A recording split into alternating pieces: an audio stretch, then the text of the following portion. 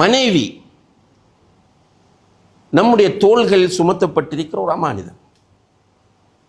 சும்மா நம்ம மகர் கொடுத்து முடித்தாலும் அல்லாஹுடைய தூதர் சொல்கிறார், அல்லாஹுடைய வார்த்தைகளை கொண்டு அவர்களை நீங்கள் அமானிதமாக பொறுப்பேற்றிருக்கிறீர்கள். அப்ப வைஃபை வெறுமனே நம்முடைய உடலியல் தேவைகளுக்காக நமக்கு சொந்தமாக்குகிற ஒரு நிலை மாற்றப்பட வேண்டும்.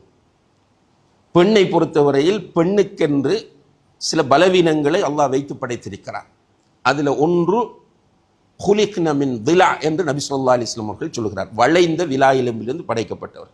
இதை எவ்வளவுதான் படித்தாலும் எவ்வளவுதான் அவர்கள் அறிவில் விண்ணை தொட்டாலும் அந்த வளைவு மாற்றப்பட மாட்டாது என்று அப்படித்தான் அல்லாஹ் படைத்திருக்கிறார். ரசூலுல்லாஹி அலைஹி வஸல்லம் அவர்கள் சொல்கிறார்கள், ஒரே அடியாக அந்த வளைவை நீ நிமிர்த்த பார்த்தால் உடைத்து விடுவாய். அது அவர்களுக்கும் தான் அவர்களுடைய தோழர்களுக்கும் தான் உலகம் அழியும் வரை வாழக்கூடிய அத்தனை முஸ்லிம்களுக்கும் ஒரு அட்வைஸ். நீ ஒரே அடியாக அந்த வளைவை நிமிர்த்த முடியாது. இது ஒரு பலவீனம். இரண்டாவது பலவீனம் என்னவென்றால் நாகிசாத்து அக்லின் வ தீன். சாட்சிகளுடைய விஷயத்தில் நீங்க பார்த்தீங்கன்னா புத்தி குறைவு. இப்போ கொடுக்கல் வாங்கல் விஷயத்தில் 2 ஆண்கள் சாட்சி சொல்றா, பெண்கள் எத்தனை பேர்? 4 பேர் சாட்சி சொல்லணும். இது அல்லாஹ்வுடைய நியதி. மார்க்க விஷயத்திலும் இப்போ நமக்கு எனி டைம் 24 hours இபாதத் செஞ்சு கொண்டே இருக்கலாம். அல்ஹம்துலில்லாஹ்.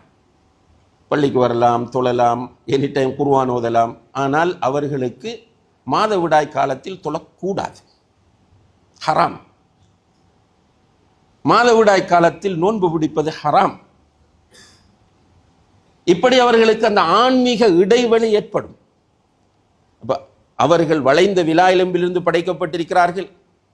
அதே போல அறிவு குறைவு, மார்க்க ஈடுபாடு குறைவு.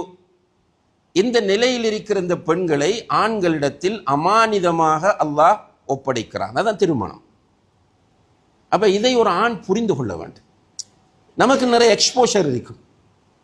பிஸ்னஸ் எக்ஸ்போஷர் இருக்கும், வெளிநாட்டுக்கு போன எக்ஸ்போஷர் இருக்கும், யூனிவர்சிட்டி எக்ஸ்போஷர் இருக்கும்.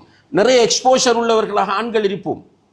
ஆனால் அந்த பெண் வீடு, ஸ்கூல், குடும்பம் என்று அவ்வளவோடு இருந்து கொள்ளக்கூடியவள் நமக்கு ஈக்குவலாக அந்த பெண் வந்து நிற்க வேண்டும் என்று நினைத்து, என்னை போல என்னுடைய வைஃப் இருக்க வேண்டும், என்னை போல என்னுடைய வைஃப் திங்க் பண்ண வேண்டும் என்று நினைப்பது ஒரு மோசடி. அது முடியாது அந்த பெண்ணால். எனவே நம்மிடத்தில் அமானிதமாக ஒப்படைக்கப்பட்ட மனைவியை சரியான முறையில் நடத்துவது கடமை. அதை தவறவிட்டால் அது ஹியானா. அமானிதத்துக்கு ஆப்போசிட் வந்து ஹியானா. ஹியானா மோசடி. குர்ஆன்ல அல்லாஹ் எச்சரிக்கிறான், நீங்கள் மோசடி செய்யக்கூடிய ஹாயினின்களில் ஒருவராக நீங்கள் இருந்து விடாதீர்கள். அமானிதத்திற்கு மோசடி செய்கிற ஒருவராக நீர் இருந்து விடாதே. அல்லாஹ் குர்ஆனில் தெளிவாக சொல்கிறான். நபிகள் நாயகம் ஸல்லல்லாஹு அலைஹி வஸல்லம் அவர்கள் முனாஃபிக்குகளை பற்றி சொல்லும் போது முனாஃபிக்குகளுடைய அடையாளங்கள் 4. அதிலே ஒன்று இத துமின ஹான.